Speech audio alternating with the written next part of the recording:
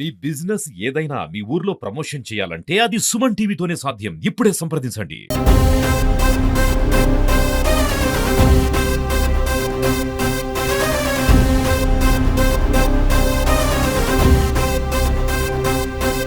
అందరికీ నమస్కారం. ఈ రాష్ట్రంలో కూటమి ప్రభుత్వం అధికారంలోకి వచ్చిన తర్వాత జరుగుతున్నటువంటి పరిణామాలు ఏదైతే ఉందో వాటిలో ఈ రోజు ఒక విభాగాన్ని తీసుకున్నాం. ఆ విభాగం ఏంటి అంటే కల్తీ సారా, నానావారి కల్తీ మద్యం కుంభకోణం గురించి ఈ రోజు మాట్లాడుతూ మేము ఒకటే డిమాండ్ చేస్తున్నాం. రాష్ట్రంలో ఈ కూటమి ప్రభుత్వం అధికారంకి వచ్చిన తర్వాత ఇప్పుడు ప్రజల పరిస్థితి ఏంటి, ప్రజలు ఎవరు పట్టించుకుంటున్నారు, ప్రజలకు జరుగుతున్నటువంటి అన్యాయాల గురించి ఎవరు అడుగుతున్నారు. ఈ రోజు మనకు దగ్గర సమీపంలో ఉన్నటువంటి తంబాలపల్లి నియోజకవర్గంలో ఒక ఫ్యాక్టరీని పెట్టి కల్తీ సారా తయారు చేసి దాన్ని ఏ బ్రాండ్ లేబుల్ కావాలంటే ఆ బ్రాండ్ లేబుల్ అతికిచ్చి బాటిల్ని ఏదైతే పెద్దబాబు గారు, చిన్నబాబు గారు, అదే విధంగా కూటమి నాయకులు, జనసేన నాయకులు కావచ్చు, ఎవరైనా కావచ్చు, అందరినీ అడుగుతున్నా, మీ గ్రామాల్లో బెల్ట్ షాపులు పెట్టారా లేదా? మా ప్రభుత్వంలో, మా హయాంలో ఎక్కడైనా ఒక బెల్ట్ షాప్ ఉండిందా? ఈ రోజు ఈ నకిలీ మద్యం తయారయ్యి ఎక్కడి నుంచి ఎక్కడికి వస్తా ఉంది, నేరుగా బెల్ట్ షాపులకు వస్తా ఉంది. అదేవిధంగా దుకాణాల్లో పెట్టి అమ్ముతున్నారు.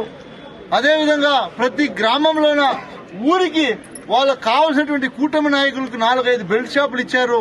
ఈ కల్తీ మందు తాగిచ్చి ప్రజలు ప్రాణాలను పోగొడుతున్నటువంటి కూటమి ప్రభుత్వాన్ని మేము గట్టిగా నిలదీస్తున్నాం. ఈరోజు ఒకటే ఒకటి మిమ్మల్ని కోరుకుంటున్నాం, ఎవరైతే ఈ రోజు కూటమి నాయకులు ముందుకొచ్చి మాట్లాడుతున్నారో పట్టుబడినటువంటి వారు వైసీపీ నాయకులని మాట్లాడుతున్నారు. దొరికిపోతే వైఎస్ఆర్ కాంగ్రెస్ పార్టీ నుంచి వచ్చారని చెప్పారు కదా, అట్లాంటి ఆయన్ని మీరు పిలిచి గతంలో ఉన్నటువంటి ఇన్ఛార్జిని తీసి ఇతనే పెద్ద పోటుగాడని చెప్పి సంవత్సరం ముందు ఇన్ఛార్జ్ గా ప్రకటించి, పెద్దబాబు, చిన్నబాబు ఇద్దరు మీరు ప్రకటించి అతనికే బీఫామ్ ఇచ్చి ఈ రోజు నకిలీ సారా వ్యవహారం బయటపడడంతో వీళ్ళు వైసీపీ వాళ్ళు అనడం ఎంతవరకు కరెక్ట్ అని నేను అడుగుతున్నా.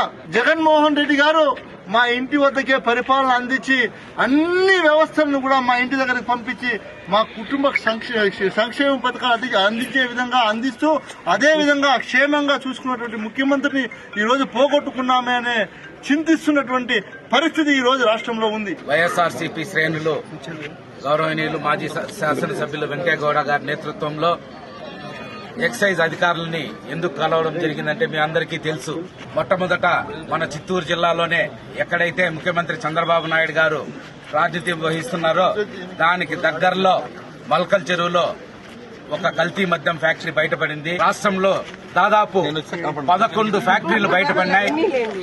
తెలియని ఫ్యాక్టరీలు ఇంకెన్నున్నాయో నారా చంద్రబాబు నాయుడు గారు చెప్పాలి, లేకపోతే లోకేష్ చెప్పాలి, లేకపోతే కూటమి ప్రభుత్వం ఇంకొక ఆయన ఉన్నాడు కదా జనసేన, వీళ్ళు చెప్పాలి. ఎన్నికలకు ముందు లోకేష్ మాట్లాడినాడు, చంద్రబాబు నాయుడు మాట్లాడినాడు, పవన్ కళ్యాణ్ మాట్లాడినారు నకిలీ మద్యం అని. ఈ రోజు 11 ఫ్యాక్టరీలు దాదాపు సంవత్సరం కాలం ఎత్తుకున్నా కూడా 5,000 కోట్ల పైగా ఆంధ్రప్రదేశ్ లో స్కామ్ జరిగింది. ఈ స్కామ్ మీద వెంటనే సిబిఐ ఎంక్వైరీ జరిపించాలని వైఎస్ఆర్ కాంగ్రెస్ పార్టీ తరఫున వెంకయ్యగౌడ గారి నేతృత్వంలో మేమందరూ కూడా గట్టిగా డిమాండ్ చేయడం జరుగుతా ఉంది. ఈ రోజు ముఖ్యమైనది ఏమంటే ఈ కల్తీ మందు తాగడం వల్ల ప్రతి ఒక్క కుటుంబంలోనూ సమస్యలు ఎదురవుతున్నాయి. అంతేకాకుండా చాలా మంది ఆ మద్దు తాగి చనిపోతున్నారు. అంటే భార్య పిల్లలనంతా వదిలేసి అనాథులుగా ఆ కల్తీ మందులు తాగి చనిపోవడం వల్ల ఆ కుటుంబము అనాథ పాలవుతుంది. కాబట్టి దయ ఉంచి ప్రతి ఒక్కరు ఈ మద్యాన్ని నిషేధించాలని కోరుకుంటున్నాము. ఆ నకిలీ మందులు తక్కువ వ్యాపారం పెట్టి చాలా మంది సైకోయిజంగా ప్రవర్తించి ఆడపిల్లల మీద కూడా అత్యాచారానికి గురవుతున్నారు ఈ మద్యం తాగడం వల్లనే.